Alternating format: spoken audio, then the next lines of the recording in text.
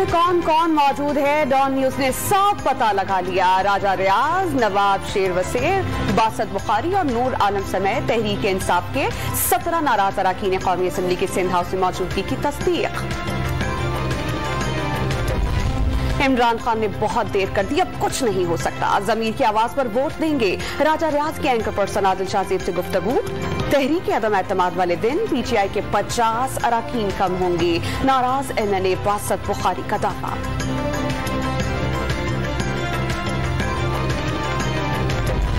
हर एक को हक है कि वो अपने मुस्तकबिल का फैसला करे। पीटीआई के नाराज एमएनए नूर आलम की सिंध हाउस में डॉन न्यूज से खुसूसी बातचीत। अदम एतमाद वाले रोज वोट देने के लिए हर सूरत कौमी असम्बली जाने का ऐलान। सुप्रीम कोर्ट से तहफ़्फ़ुज़ फराहम करने के लिए इक़दाम का हुक्म देने की अपील।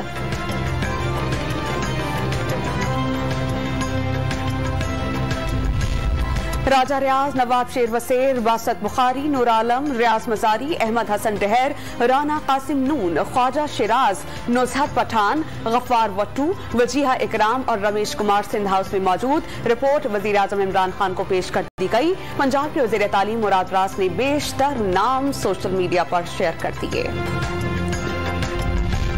सिंध में खरीदो फरोख्त जारी है, ऐसी सूरत हाल में वहां गवर्नर राज लग जाना चाहिए। विफाकी वज़ीर दाखिला शेख रशीद कौम के वज़ीर आज़म इमरान खान के साथ होने का दावा।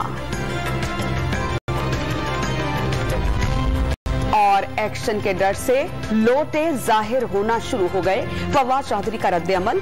5 अरकान को 15 से 20 करोड़ रुपए मिले। खच्चरों और घोड़ों की मंडियां लग गईं। बाज़मीर होते तो इस्तीफा देते, स्पीकर से कार्रवाई का मुतालबा।